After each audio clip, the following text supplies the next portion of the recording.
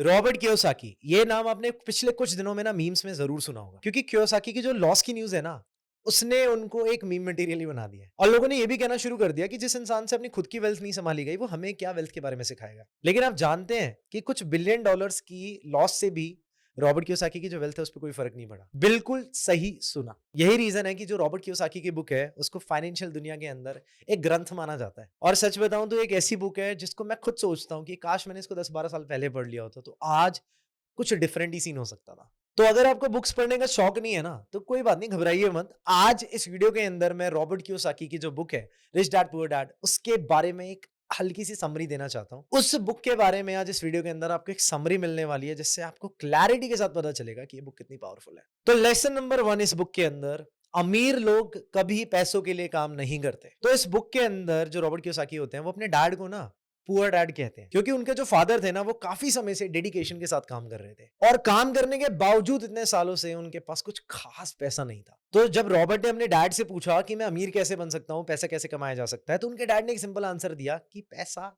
कमाते कैसे हैं ये सीख कर। और ये एडवाइस सुनते ही ना कोई भी यही बोलता है कि यार ये एडवाइस तो मेरे काम की नहीं है, तो बड़ी सिंपल एडवाइस है। तो रॉबर्ट कियोसाकी ने भी यही कहा कि ये तो बेकार एडवाइस है, ये एडवाइस मैं नहीं ले सकता। तो फिर रॉबर्ट ने अपने फ्रेंड जो माइक थे, उनके डैड से जाके बात करी, जिनको वो अपनी भाषा में रिच डैड कहते थे, और सेम सवाल उन्होंने माइक के डैड से पूछा कि मैं अमीर कैसे बन सकता हूँ। और फिर माइक के डैड ने उन्हें एक्सपीरियंस के साथ समझाया कि कैसे अमीर बना जाता है। तो रिच डैड ने फिर जो रॉबर्ट कियोसाकी थे उनको अपनी स्टोर पे एक जॉब दी, और उनको सिर्फ सैटरडे सैटरडे काम करना था, और इस हिसाब से उनको हर घंटे का 10 सेंट्स दिया जाता था, और 3 घंटे का ही काम हुआ करता था। तो मतलब वो 3 घंटे काम करके 30 सेंट्स कमा सकते थे। अब हुआ क्या कि कुछ टाइम काम करने के बाद रॉबर्ट को गुस्सा आ गया कि यार ना तो मैं कुछ ज्यादा काम कर पा रहा हूं, ना मुझे ज्यादा पैसे मिल रहे हैं, और रिच डैड भी उनको कुछ खास नहीं सिखा रहे। तो तब रॉबर्ट ने गुस्से में आकर माइक के डैड के पास उन्होंने जाना सही समझा, और गुस्से में बोला कि मुझे एक रेस चाहिए। और माइक के डैड ने हंसते हुए कहा, रिच डैड ने, कि मैं यही एक्सपेक्ट कर रहा था, क्योंकि ये जो चीज आपने करी ना, ये हर एक रेगुलर एम्प्लॉय करता है। फिर रिच डैड ने समझाया कि उनके जो मोस्टली एम्प्लॉयज हैं वो सिर्फ पेचेक टू पेचेक के लिए,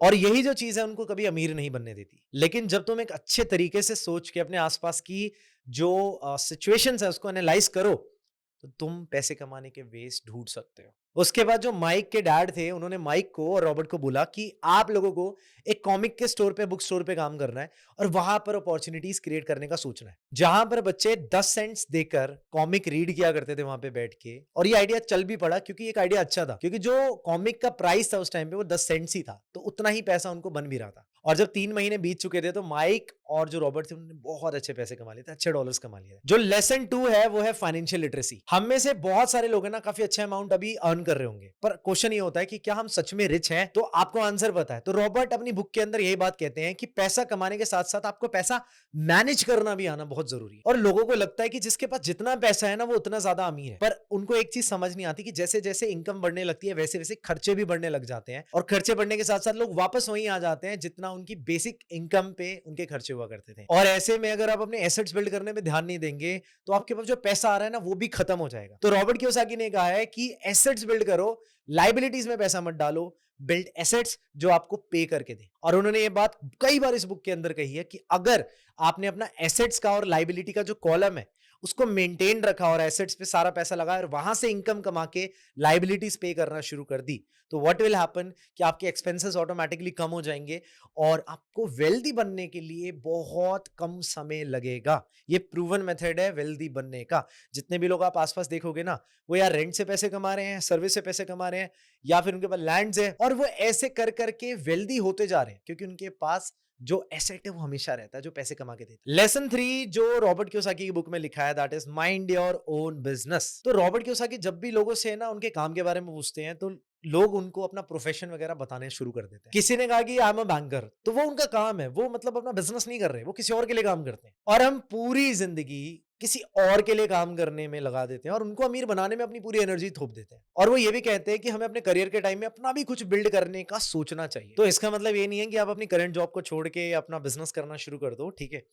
इसका मतलब उन्होंने ये कहा है कि सबसे पहले आपको अपनी एक इनकम का सोर्स ढूंढना है, वहां से जो इनकम आ रही है उससे एसेट्स बिल्ड करने हैं जो आपको पैसा पे करके दे, ठीक है। फॉर एग्जांपल मान लो आपने एक कोका कोला की मशीन खरीद ली, ठीक है, वेंडिंग मशीन जो होती है, या फिर आपने कोई कार खरीद ली, आपने उसको रेंट पे चढ़ा दिया, तो वो क्या बन गया? वो आपके लिए एसेट बन गया। बट अगर आप सेम कार को अपने पर्सनल यूज के लिए यूज कर रहे हो, तो वो क्या हो गया?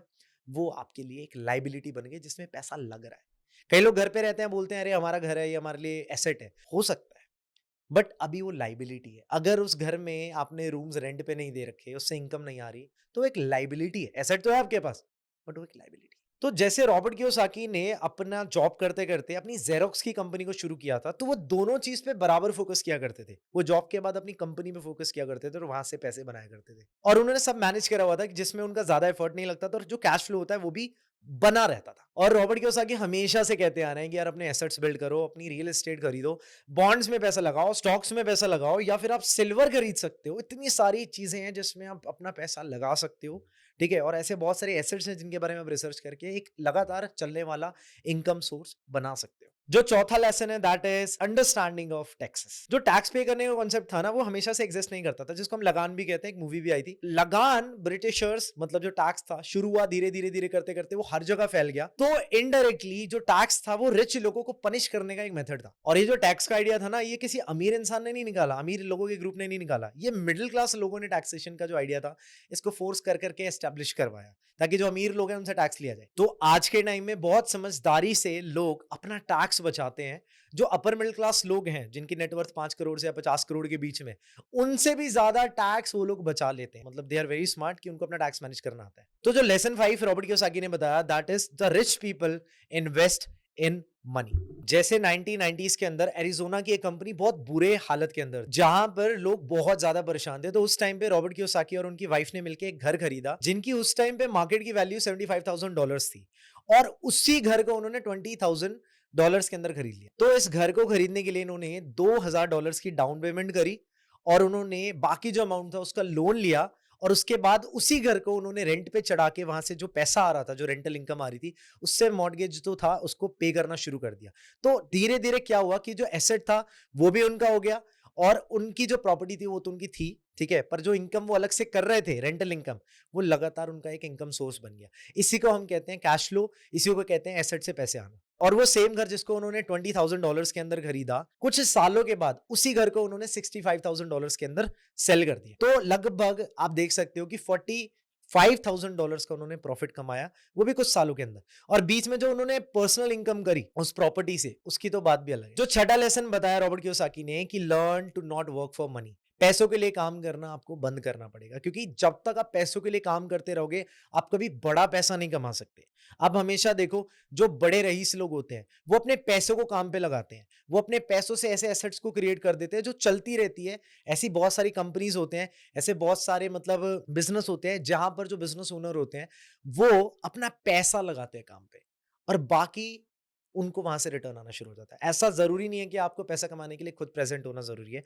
Without being present you can make a lot of money, अगर आपके अंदर करेज है, अगर आपको सही अपॉर्चुनिटीज को देखना आता है। तो जो लेसन 7 है और जो फाइनल लेसन है, that is play big games. तो जब इन्वेस्टमेंट्स की बात आती है, जो एक मिडिल क्लास फैमिली से जो पर्सन होता है, या फिर एक जो नॉर्मल पर्सन होता है, वो बहुत ज्यादा घबरा जाता है। वो पैसे लगाना ही नहीं चाहता, उसको लगता है मेरा पैसा लगाना ही बेकार है, मैं इन्वेस्ट नहीं कर सकता। और इन्वेस्टमेंट वर्ड की जगह वो लोग सोचते हैं कि उनको लाइफ में हर चीज फ्री मिल जाए।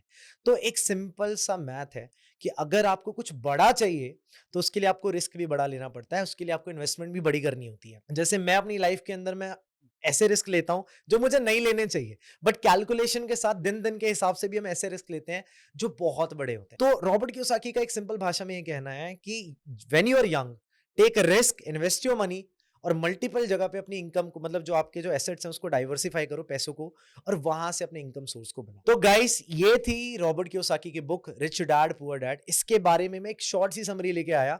नेक्स्ट वीडियोस के अंदर मैं और बुक्स के बारे में बात करने वाला हूं, बट जो भी आपको यहाँ पे अपने पॉइंट्स देखे हैं उनको अपनी लाइफ में अप्लाई करना, एंड देखना आपकी लाइफ के अंदर कैसे चेंज आता है। और हो सके तो एक बार वो बुक पढ़ भी लेना, क्योंकि बुक में जो पढ़ के मजा आता है ना, वो ऑडियो बुक्स में और ऐसी वीडियोस में आपको नहीं मिलने वाला। तो अब उस बुक को जरूर खरीदो, उसको पढ़ो, एंड चैनल को सब्सक्राइब कर लो, लाइक कर देना, and I will see you in the next video. Till the time, keep learning, bye bye.